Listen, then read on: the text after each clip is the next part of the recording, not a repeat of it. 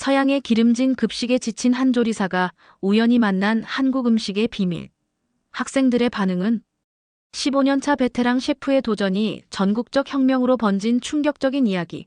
바로 들어보겠습니다. 그 전에 잠깐, 시청 전 좋아요와 구독, 응원 댓글은 사연 소개에 큰 힘이 됩니다. 안녕하세요. 저는 마이클 도슨입니다. 뉴욕의 윈터필드 고등학교에서 15년간 수석 조리사로 일해왔습니다. 매일 아침 5시 30분, 저는 어둑한 하늘을 바라보며 학교 주방으로 향합니다. 누구보다 일찍 출근해 하루의 준비를 시작하는 것이 제 일과죠. 오늘도 변함없이 대형 프라이어에 기름을 채우고 온도를 맞추는 것으로 하루를 시작했습니다. 조리대 위에는 이미 냉동 패티와 튀김옷 입힌 치킨 조각들이 줄지어 놓여 있었습니다. 메뉴판에는 오늘의 급식 치킨 너겟, 외지 감자, 옥수수, 초콜릿 푸딩이라고 적혀 있었습니다. 지난 15년간 메뉴는 조금씩 바뀌었을지 몰라도 그 본질은 크게 달라지지 않았습니다. 기름에 튀기고 소금을 뿌리고 설탕을 얻는 것이 우리 급식의 기본 공식이었습니다. 주방이 점점 사람들로 채워지기 시작했습니다. 조리 팀원들에게 오늘의 준비 사항을 지시하며 저는 기계적으로 움직였습니다. 손놀림은 숙련되었지만 마음 한구석에서는 무언가 무거운 것이 자리 잡고 있었습니다. 도슨 씨, 프라이어 온도가 적정 수준에 도달했습니다. 보조 요리사의 말에 고개를 끄덕이며 저는 자동으로 냉동 치킨을 기름 속에 넣었습니다. 곧 익숙한 튀김 냄새가 주방 전체를 채웠습니다. 그 냄새는 한때 제게 즐거움을 주었지만 이제는 묘한 불편함을 느끼게 했습니다. 3달 전 정기 건강검진에서 의사는 심각한 표정으로 제 콜레스테롤 수치를 보여주었습니다. 도슨 씨, 이대로 가면 심각한 건강 문제가 생길 수 있습니다. 식습관을 바꾸셔야 합니다. 아이러니하게도 제가 매일 1200명의 학생들에게 제공하는 바로 그 음식이 제 건강을 해치고 있었던 것입니다. 창문을 통해 급식실을 바라보았습니다. 학생들이 줄을 서서 오늘의 메뉴를 기다리고 있었습니다. 그들의 표정에는 기대감이 있었지만 그것이 진정한 영양에 대한 기대인지 단순히 배고픔을 채우기 위한 것인지 생각해보게 되었습니다. 이 아이들이 매일 먹는 음식이 그들의 몸과 마음을 어떻게 형성하고 있는지 문득 깊은 책임감이 저를 짓눌렀습니다. 점심시간이 끝나고 학생들이 남긴 식판을 정리하면서 저는 버려지는 음식의 양을 보았습니다. 외지 감자는 절반 정도 먹히고 옥수수는 거의 손대지 않은 채 쓰레기통으로 향했습니다. 매일 반복되는 광경이었지만 오늘따라 더 무겁게 다가왔습니다. 뭔가 바꿔야 해. 저는 중얼거리며 쓰레기통에 음식물을 버렸습니다. 하지만 무엇을, 어떻게 바꿀 수 있을까요? 학생들은 익숙한 맛, 패스트푸드와 비슷한 급식을 원했고 학교 예산은 제한적이었으며 시스템은 효율성을 중시했습니다. 그날 저녁 집으로 돌아오는 길에 저는 패스트푸드점들을 지나쳤습니다. 창문 너머로 보이는 학생들의 모습이 낯설지 않았습니다. 그들은 학교에서 먹은 것과 비슷한 음식을 또다시 먹고 있었습니다. 이것이 우리가 아이들에게 가르치는 식문화인가 하는 생각이 들었습니다. 집에 도착해 냉장고를 열었을 때 그 안에 있는 음식들도 크게 다르지 않다는 사실에 절망감이 밀려왔습니다. 15년간 다른 사람들의 식사를 책임져 왔지만 정작 진정한 음식에 대해 생각해 볼 시간은 없었던 것 같았습니다. 소파에 앉아 TV를 켰습니다. 요리 프로그램이 방영 중이었고 세계 각국의 학교 급식을 소개하고 있었습니다. 일본, 프랑스, 그리고 한국의 학교 급식이 화면에 나타났습니다. 다양한 반찬과 국, 밥으로 구성된 식단이 제 눈을 사로잡았습니다. 그것은 제가 매일 제공하는 단조롭고 기름진 메뉴와는 너무나 달랐습니다. 저게 가능할까? 저는 화면을 멍하니 바라보며 생각했습니다. 새로운 가능성이 희미하게 보이는 듯 했지만 그것을 현실로 만드는 것은 전혀 다른 문제였습니다. 하지만 적어도 오랜만에 무언가 변화에 대한 희망이 가슴속에 자리 잡기 시작했습니다. 다음 날 아침 눈을 뜨자마자 TV에서 본 한국 급식 이미지가 머릿속을 맴돌았습니다. 출근 준비를 하면서도 그 다채로운 색상의 반찬들과 정갈한 배치가 계속 떠올랐습니다. 하지만 현실은 냉혹했습니다. 오늘도 저는 같은 메뉴를 준비해야 했습니다.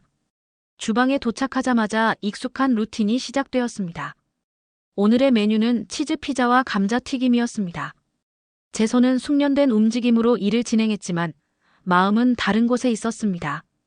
직업적 책임감과 변화에 대한 갈망 사이에서 갈등하는 느낌이었습니다. 오후가 되어 업무를 마치고 집으로 돌아오는 길에 휴대폰이 울렸습니다. 딸 소피아였습니다. 그녀는 대학에서 국제관계학을 공부하고 있었습니다. 아빠, 친구를 집에 데려가도 될까요? 교환학생인데 기숙사가 리모델링 중이라 잠시 머물 곳이 필요해요. 소피아의 요청에 저는 흔쾌히 허락했습니다. 집이 너무 조용했던 참이었고 소피아가 방학 동안 집에 오는 것만으로도 기뻤습니다. 그날 저녁 현관문 열쇠 소리가 들렸습니다. 소피아와 그녀의 친구가 도착한 것 같았습니다. 거실로 나가보니 소피아 옆에 단정한 모습의 동양인 여학생이 서 있었습니다. 그녀는 공손하게 고개를 숙여 인사했습니다. 아빠, 이쪽은 제 친구 지민이에요. 서울에서 왔어요. 소피아는 지민이 교환학생 프로그램으로 이번 학기를 뉴욕 대학에서 보내고 있다고 설명했습니다. 지민이 우리 집에서 지낸 지 얼마 지나지 않은 저녁 시간, 저는 평소처럼 냉장고 속 남은 음식들로 간단한 식사를 준비하려 했습니다. 그때 지민이 조심스럽게 다가왔습니다. 괜찮으시다면 제가 오늘 저녁을 준비해도 될까요? 한국 음식을 만들어 감사의 마음을 전하고 싶습니다. 처음에는 손님에게 수고를 끼치는 것 같아 망설였지만 지민의 진심 어린 제안을 거절할 수 없었습니다. 또한 솔직히 말해 TV에서 본 한국 음식에 대한 호기심도 있었습니다. 지민은 자신이 가져온 몇 가지 재료와 함께 주방으로 향했습니다. 소피아도 그녀를 도우러 따라갔습니다. 거실에서 신문을 읽으며 기다리는 동안 주방에서 들려오는 낯설지만 향긋한 냄새가 저를 사로잡았습니다. 1시간 후 지민은 식탁을 차리기 시작했습니다. 그녀가 준비한 음식들은 놀라웠습니다. 여러 개의 작은 접시에 다양한 색상의 반찬들이 담겨 있었고 중앙에는 김이 모락모락 나는 밥과 국이 놓여 있었습니다. 이건 비빔밥이라고 해요. 밥 위에 여러 가지 채소와 고기를 올리고 고추장과 함께 비벼 먹는 음식이에요. 이건 된장찌개고 여기 있는 건 김치와 시금치 나물, 그리고 두부조림입니다. 지민의 설명을 들으며 저는 음식을 바라보았습니다. 화려한 색감이 식욕을 돋웠습니다. 차분한 마음으로 첫 입을 떠먹었을 때 예상치 못한 맛의 조화가 입안에 퍼졌습니다. 짭조름하면서도 감칠맛이 있고 기름지지 않으면서도 깊은 맛이 있었습니다. 저녁 내내 지민은 한국의 식문화에 대해 이야기했습니다. 발효 음식의 중요성, 오방색 원칙적, 청, 황, 백, 흙을 통한 영양 균형, 그리고 음식을 통한 건강 유지 철학까지. 그녀의 설명을 들으며 음식에 대한 깊은 철학과 문화가 담겨 있다는 사실에 감명받았습니다. 식사를 마친 후 놀랍게도 배는 부르지만 무겁지 않았습니다. 평소 식사 후 느끼던 더부룩함이나 졸음이 없었습니다. 지민에게 한국 학교 급식에 대해 물어보니 그녀는 휴대폰을 꺼내 사진들을 보여주었습니다. 한국의 학교 급식은 영양사가 계획한 균형 잡힌 식단으로 유명해요. 모든 학생이 같은 메뉴를 먹고 밥, 국, 단백질 반찬, 채소 반찬이 기본이에요. 화면 속 급식 사진을 보며 저는 놀라움을 감출 수 없었습니다. 깔끔한 칸막이 식판에 담긴 다양한 음식들은 제가 매일 제공하는 단조로운 메뉴와는 너무나 대조적이었습니다. 더 놀라운 것은 그 음식들이 튀기는 대신 찌거나 삶거나 굽는 방식으로 조리되었다는 점이었습니다. 잠자리에 들기 전 저는 오늘의 경험을 곱씹어 보았습니다. 15년간 조리사로 일하면서 저는 음식이 단순히 배고픔을 채우는 수단이 아니라 건강과 문화를 담아내는 매개체라는 사실을 잊고 있었던 것 같았습니다. 오늘 지민이 보여준 한국 음식에서 저는 새로운 가능성을 보았습니다. 학생들에게도 이런 경험을 제공할 수 있을까? 그 생각은 밤새 저를 설레게 했습니다. 월요일 아침 학교 주방으로 향하는 발걸음이 평소와 달랐습니다. 주말 내내 지민의 요리와 한국 음식에 대한 생각이 제 머릿속을 떠나지 않았습니다. 지민은 제게 더 많은 한국 요리를 보여주었고 특히 학교 급식에 대해 자세히 설명해 주었습니다. 균형 잡힌 영양소, 다양한 맛과 색감, 그리고 무엇보다 기름에 튀기지 않는 조리법이 제 호기심을 자극했습니다. 주방에 들어서자 익숙한 기름 냄새가 저를 맞이했습니다. 평소와 같이 대형 프라이어에 기름을 채우고 오븐을 예열하는 일상적인 준비가 시작되었습니다. 하지만 오늘은 모든 것이 다르게 느껴졌습니다. 마치 새로운 시각으로 주방을 바라보는 것 같았습니다. 준비 시간 동안 저는 동료들의 움직임을 관찰했습니다. 우리는 얼마나 많은 기름을 사용하고 있는지, 얼마나 많은 가공식품에 의존하고 있는지 새삼 깨달았습니다. 냉동실에서 꺼낸 식재료들, 대부분 이미 가공되고 조리된 것들이었습니다. 신선한 채소와 과일은 최소한으로만 사용되고 있었죠. 점심시간이 시작되고 학생들이 줄을 지어 급식을 받기 시작했습니다. 저는 평소보다 더 주의 깊게 그들의 반응을 살폈습니다. 대부분의 학생들은 기계적으로 음식을 받아 식탁으로 향했습니다. 어떤 학생들은 채소를 골라내고 어떤 학생들은 반 이상을 남기기도 했습니다. 그들의 표정에서 특별한 기대나 즐거움을 찾아보기 어려웠습니다. 점심시간이 끝나고 남은 음식을 정리하면서 저는 결심했습니다. 앤더슨 교장 선생님께 새로운 제안을 해보기로 한 것입니다. 퇴근 시간이 다가오자 떨리는 마음으로 교장실로 향했습니다. 앤더슨 교장 선생님은 바쁜 일정 속에서도 저를 반갑게 맞아주셨습니다. 20년 넘게 학교를 이끌어온 앤더슨 선생님은 보수적이지만 학생들의 복지에 진심으로 관심을 기울이는 분이었습니다. 조심스럽게 제 생각을 설명했습니다. 한국식 학교 급식의 장점, 영양 균형의 중요성, 그리고 학생들의 건강에 미치는 영향까지. 말을 마치고 앤더슨 선생님의 반응을 기다렸습니다. 처음에는 의구심이 가득한 표정이었습니다. 예상했던 반응이었습니다. 다른 나라의 음식 문화를 도입한다는 것은 쉬운 결정이 아니었으니까요. 하지만 제가 준비한 자료와 지민이 제공한 한국 학교 급식 사진들을 보시더니 서서히 관심을 보이기 시작하셨습니다. 결국 앤더슨 선생님은 작은 시도를 허락해 주셨습니다. 한 달에 한 번, 세계 음식의 날이라는 이름으로 한국식 급식을 제공해보자는 제안이었습니다. 작은 승리였지만 저에게는 큰 의미가 있었습니다. 사무실을 나오는 길, 가슴이 벅차올랐습니다. 하지만 곧 현실적인 문제들이 머릿속을 채웠습니다. 한국 음식을 대량으로 어떻게 준비할 것인가? 재료는 어디서 구할 것인가? 학생들 입맛에 맞는 메뉴는 무엇일까? 집으로 돌아와 지민에게 소식을 전했습니다. 그녀는 제 이야기를 듣고 진심으로 기뻐했습니다. 그리고 기꺼이 도움을 주겠다고 했습니다. 지민은 자신의 대학 한국학생회에 연락해 볼런티어를 모집하고 현지에서 구할 수 있는 재료로 만들 수 있는 한국 요리 레시피를 찾아보겠다고 했습니다. 그날 밤 저희는 함께 첫 번째 한식의 날 메뉴를 구상했습니다.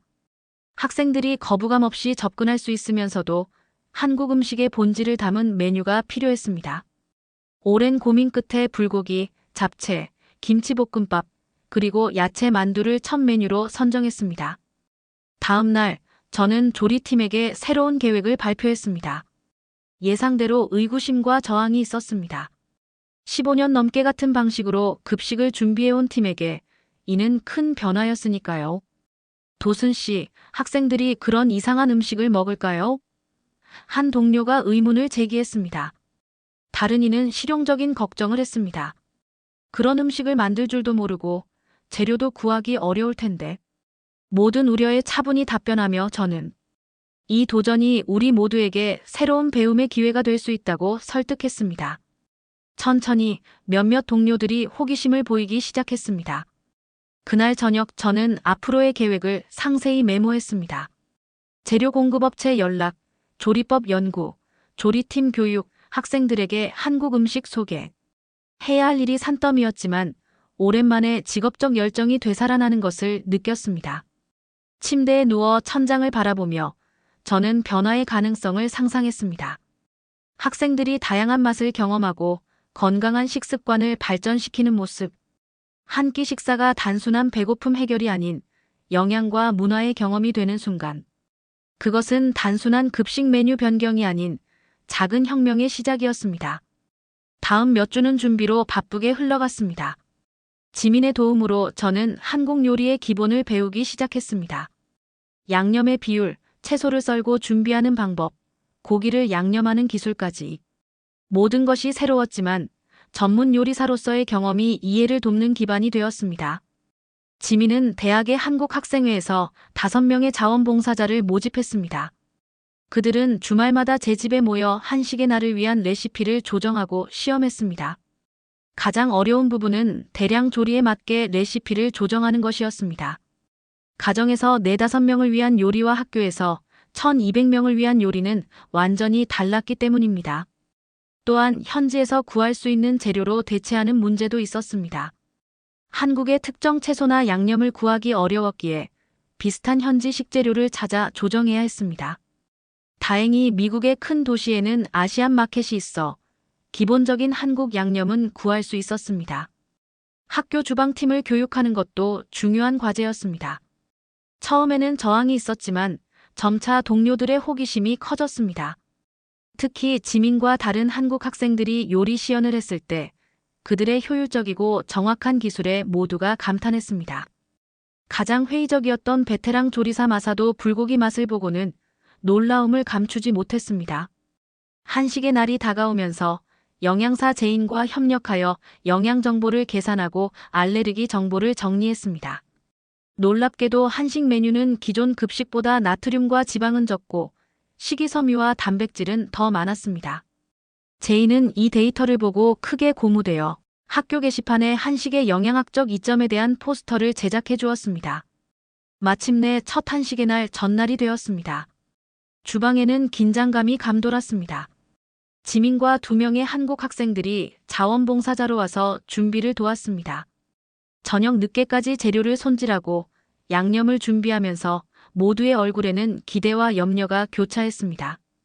다음 날 아침, 평소보다 2시간 일찍 출근했습니다. 오늘은 프라이어를 켜지 않았습니다. 대신 큰 웍과 찜기, 대형 밥솥이 준비되었습니다. 조리팀이 하나둘 모이고 지민과 한국 학생들도 도착했습니다. 모두가 긴장했지만 동시에 흥분된 표정이었습니다. 불고기 양념에 재워둔 고기를 대형 웍에서 볶기 시작했습니다. 마늘과 양파, 고기가 어우러져 내는 향기가 주방을 가득 채웠습니다. 평소의 기름 냄새와는 완전히 다른 달콤하고 향긋한 냄새였습니다. 야채 만두는 미리 준비해 두었고 찜기에서 서서히 익고 있었습니다. 김치볶음밥을 위한 밥이 대형 밥솥에서 김을 뿜었고 잡채의 당면은 큰 솥에서 삶아지고 있었습니다. 시간이 다가오면서 긴장감은 최고조에 달했습니다. 모든 것이 제 시간에 준비될 수 있을까? 학생들은 이 낯선 음식을 어떻게 받아들일까? 의문과 불안이 머릿속을 맴돌았습니다. 첫 번째 수업이 끝나고 점심시간이 시작되었습니다. 배식구에 줄을 선 학생들의 표정에서 호기심과 의심이 교차하는 것이 보였습니다. 몇몇은 메뉴 보드를 보며 의아해했고 다른 몇몇은 흥미로운 냄새에 코를 킁킁거렸습니다. 첫 번째 학생이 트레이를 내밀었습니다. 지민과 저는 나란히 서서 불고기, 잡채, 김치볶음밥, 그리고 야채 만두를 차례로 담았습니다. 식판이 다양한 색상으로 채워졌습니다. 갈색의 불고기, 화려한 색감의 잡채, 붉은 빛이 도는 김치볶음밥, 그리고 노릇하게 찐 만두까지. 시각적으로도 평소 급식과는 확연히 달랐습니다. 학생들의 반응은 다양했습니다. 의심스럽게 음식을 관찰하는 아이들, 호기심에 바로 맛보는 아이들, 그리고 친구들의 반응을 기다리는 아이들까지. 첫 몇 분간은 주방에서 바라보는 저희의 가슴을 졸이게 했습니다. 그러나 점차 놀라운 일이 일어났습니다. 맛을 본 학생들의 표정이 밝아지기 시작했습니다. 몇몇은 친구들에게 맛보라고 권하고 또 몇몇은 2번째 접시를 요청했습니다. 물론 모든 반응이 긍정적인 것은 아니었습니다. 일부 학생들은 여전히 의심스러운 눈길을 보냈고 몇몇은 음식을 거의 건드리지 않았습니다. 급식 시간이 끝나갈 무렵 저는 조용히 식판 반납구역으로 이동했습니다. 가장 중요한 지표는 남은 음식의 양이었기 때문입니다. 놀랍게도 평소보다 남은 음식이 적었습니다. 특히 불고기와 만두는 거의 남지 않았습니다. 그날 오후 주방을 정리하면서 저는 깊은 만족감을 느꼈습니다. 완벽하지는 않았지만 첫 시도치고는 상당히 성공적이었습니다. 무엇보다 학생들이 새로운 경험에 열린 마음을 보여준 것이 가장 큰 성과였습니다. 첫 번째 한식의 날 이후 학교 복도에서 다양한 반응이 들려왔습니다. 대부분의 학생들은 놀라움과 호기심을 표현했고 교사들 사이에서도 긍정적인 평가가 오갔습니다. 특히 체육교사 존슨 선생님은 평소보다 수업 후 졸린 학생들이 적었다며 저에게 특별히 감사 인사를 전하셨습니다. 앤더슨 교장 선생님은 제게 공식적인 피드백 보고서를 요청했습니다. 남은 음식의 양, 학생들의 반응, 예산 내역 등을 꼼꼼히 정리했습니다. 특히 영양사 제인의 도움으로 영양소 분석 데이터를 첨부한 것이 큰 인상을 주었습니다. 지방과 나트륨 함량이 낮고 식이섬유가 풍부한 한식 메뉴는 학교의 영양 가이드라인을 훨씬 뛰어넘는 결과를 보여주었습니다. 보고서 검토 후 앤더슨 선생님은 한식의 날을 월 1회에서 2회로 늘리는 것을 허락하셨습니다. 작은 승리였지만 저에게는 큰 의미가 있었습니다. 이제 매월 2번, 저희는 학생들에게 한국의 맛을 전할 수 있게 되었습니다. 다음 달을 준비하면서 저는 지민과 함께 메뉴를 확장하기로 했습니다. 첫 반응을 토대로 두 번째 메뉴에는 더 다양한 한국 음식을 포함하기로 결정했습니다. 비빔밥, 떡볶이, 김치찌개 매운맛 조절, 그리고 궁중 떡볶이를 선택했습니다. 특히 비빔밥은 다양한 채소와 단백질을 한 그릇에 담을 수 있어 영양 균형이 뛰어났습니다. 조리팀의 기술도 향상되었습니다. 처음에는 낯설어하던 동료들도 이제는 한국 요리의 기본 기술을 배우는데 적극적이었습니다. 마사는 특히 야채를 얇게 썰고 양념을 배합하는 데 재능을 보였고 폴은 한국식 고기 양념에 자신만의 변화를 주어 더 맛있게 만들었습니다. 두 번째 한식의 날, 학생들의 반응은 더욱 열광적이었습니다. 특히 비빔밥은 큰 인기를 끌었습니다. 학생들은 다양한 재료를 직접 선택하여 자신만의 비빔밥을 만드는 것을 즐겼습니다. 색색의 채소, 계란, 고기, 그리고 고추장 소스까지. 맞춤형 경험이 학생들의 참여도를 높였습니다. 놀랍게도 평소에는 채소를 거부하던 학생들도 비빔밥에 포함된 채소를 기꺼이 먹었습니다. 고추장의 달콤하고 매콤한 맛이 채소의 풍미를 더해주었기 때문일까요? 어떤 이유에서든 학생들이 더 많은, 더 다양한 채소를 섭취하게 된 것은 큰 성과였습니다. 세 번째 한식의 날을 앞두고 예상치 못한 지원이 찾아왔습니다. 학교 신문 윈터필드 위클리의 편집장인 소피아 클라크가 한식 프로그램에 대한 특집 기사를 쓰고 싶다고 연락해왔습니다. 저는 기쁘게 동의했고 소피아와 그녀의 팀은 주방을 방문해 준비 과정을 취재했습니다. 그들의 기사는 학교 커뮤니티에 큰 반향을 일으켰습니다. 새로운 맛의 혁명 윈터필드 주방에서 일어나는 변화라는 제목의 기사는 한식의 영양학적 이점과 문화적 다양성의 중요성을 강조했습니다. 특히 학생들의 인터뷰가 포함되어 있어 실제 경험자들의 생생한 목소리를 담았습니다. 한 학생은 이렇게 말했습니다. 한국 음식을 먹고 나면 평소보다 오후 수업에 집중하기 쉬워요. 배가 부르지만 무겁지 않거든요. 또 다른 학생은 집에서도 비슷한 요리를 해달라고 부모님께 부탁했어요 라고 전했습니다. 기사 발행 후 학부모들로부터의 문의가 쏟아졌습니다. 어떤 학부모들은 레시피를 요청했고 또 어떤 분들은 한식의 날을 더 자주 개최해달라고 요청했습니다. 지민은 학부모들을 위한 간단한 한국 요리 안내서를 만들어 학교 웹사이트에 공유하기로 했습니다. 이러한 관심 속에서 저는 더 큰 계획을 구상하기 시작했습니다. 단순히 월 2회의 특별한 날이 아닌 정기적인 급식 메뉴 전체를 개선할 수 있는 방법을 고민했습니다. 균형 잡힌 영양소, 다양한 채소 활용, 건강한 조리법을 모든 급식에 적용할 수 있지 않을까요? 그러던 중 기회가 찾아왔습니다. 뉴욕 교육청에서 학교 급식 혁신 프로젝트를 발표한 것입니다. 각 학교는 건강하고 지속 가능한 급식 시스템을 위한 파일럿 프로그램을 제안할 수 있었고 선정된 학교에는 추가 예산과 지원이 제공될 예정이었습니다. 앤더슨 교장 선생님은 즉시 저를 불러 제안서 작성을 요청했습니다. 한 달 전만 해도 상상할 수 없었던 일이었습니다.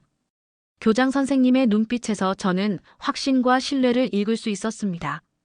그날 밤 지민과 함께 제안서의 틀을 잡기 시작했습니다. 한국 학교 급식의 철학과 뉴욕의 식문화를 결합한 새로운 접근법을 구상했습니다.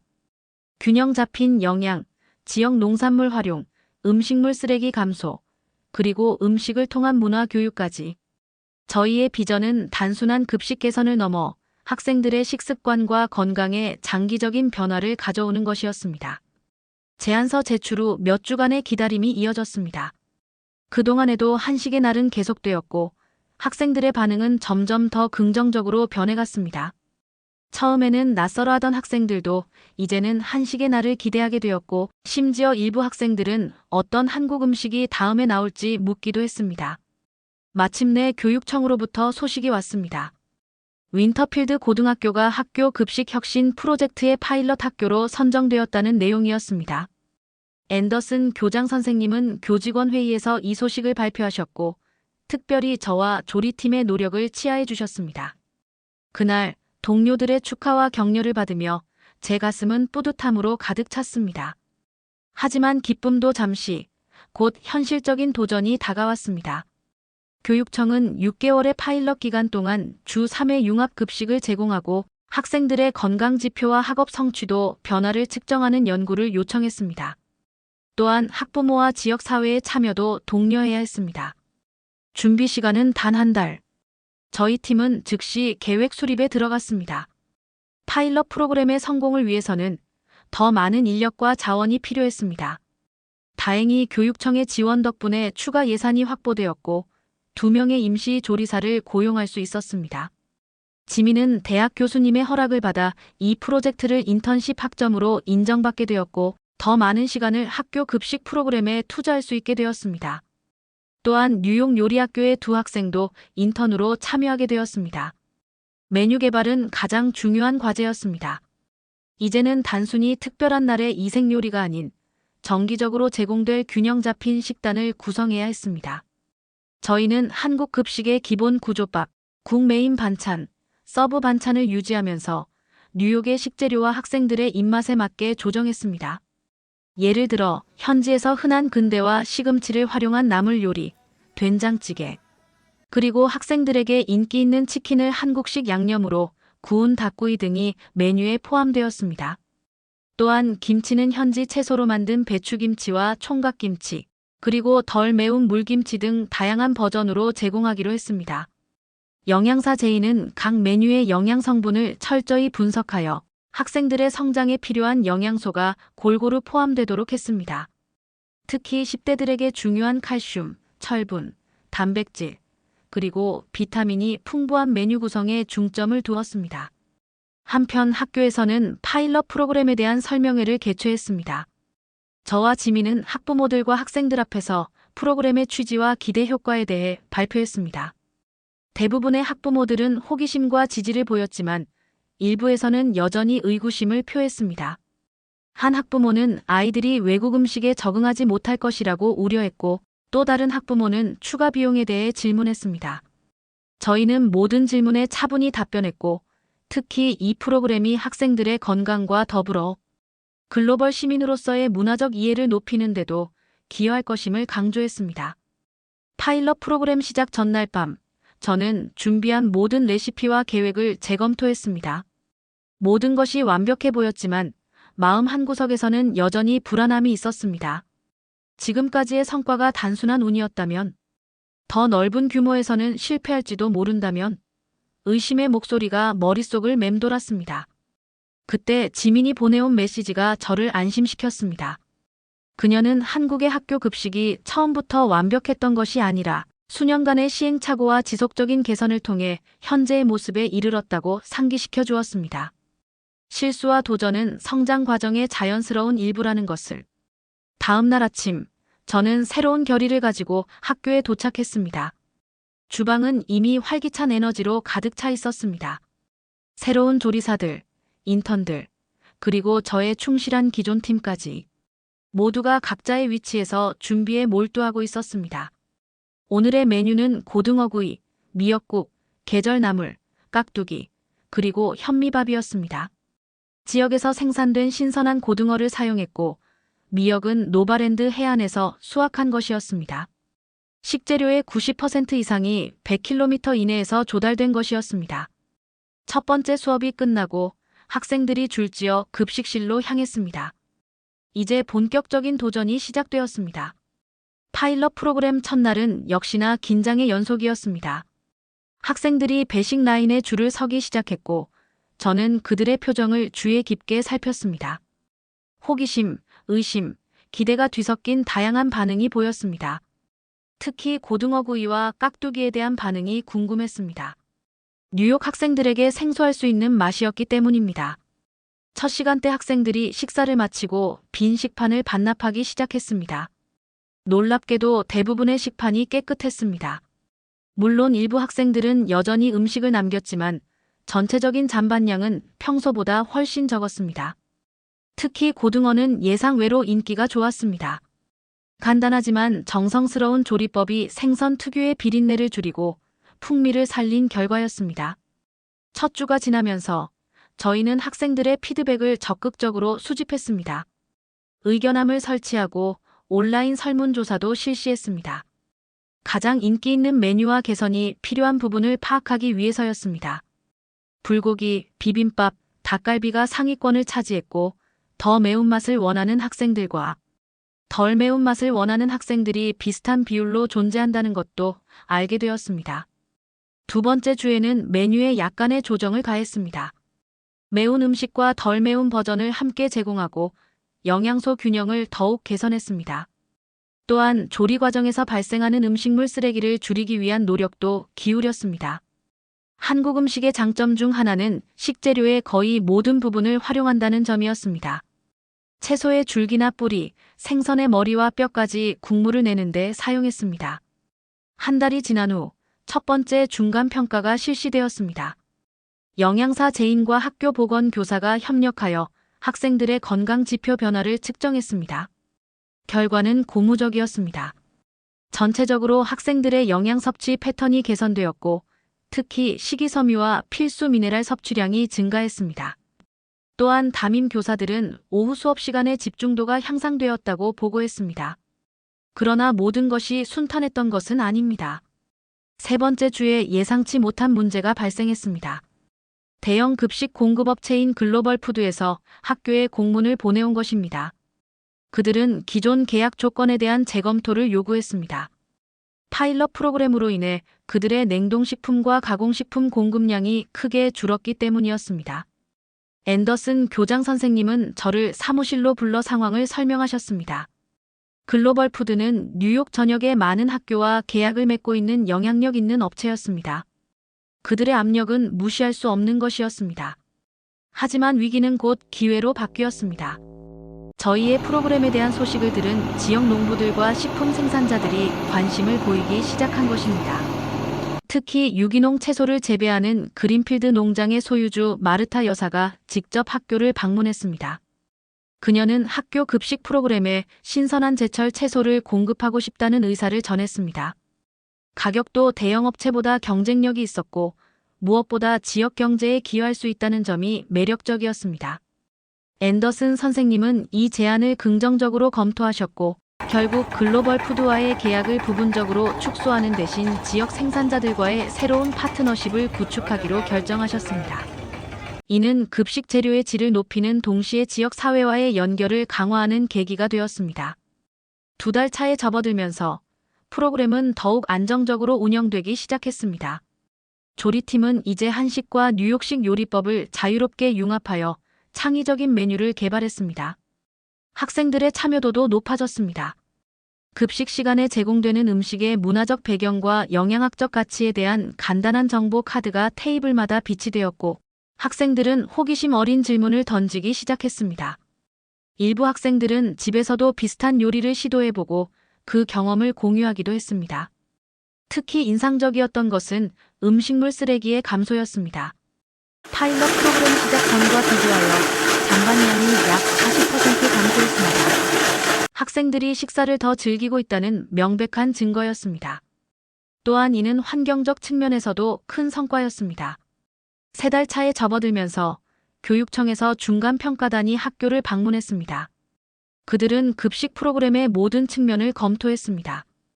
영양 분석, 예산 사용, 학생과 교직원의 만족도, 지역 사회 참여도까지. 평가단은 특히 지역 생산자들과의 협력 모델에 깊은 인상을 받았습니다.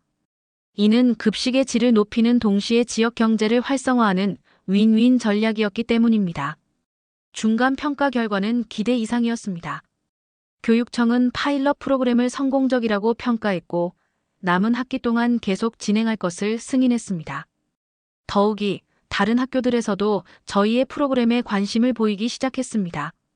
뉴욕 동부 지역의 새 학교가 견학을 요청해왔고 저는 기쁜 마음으로 그들을 맞이했습니다.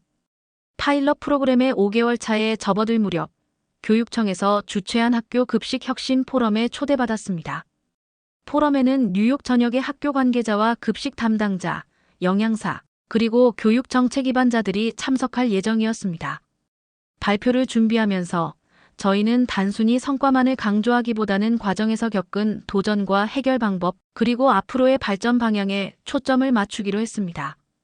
특히 지역 생산자와의 협력 모델, 학생들의 참여 증진 방법, 그리고 다양한 식문화를 존중하면서도 영양적 가치를 높이는 접근법에 중점을 두었습니다. 포럼 당일, 강당은 예상보다 더 많은 청중으로 가득 찼습니다. 발표를 시작하면서 저는 6개월 전만 해도 이런 순간이 올 것이라고 상상조차 하지 못했다는 사실에 새삼 놀랐습니다.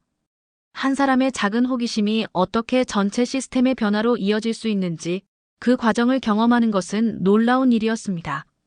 발표 후 질의응답 시간에 다양한 질문이 쏟아졌습니다.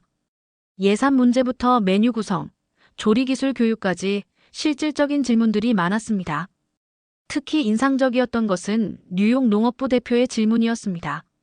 그는 학교 급식과 지역 농업 간의 연결, 고리를 더욱 강화할 수 있는 방안에 대해 관심을 표했고 후속 미팅을 제안했습니다.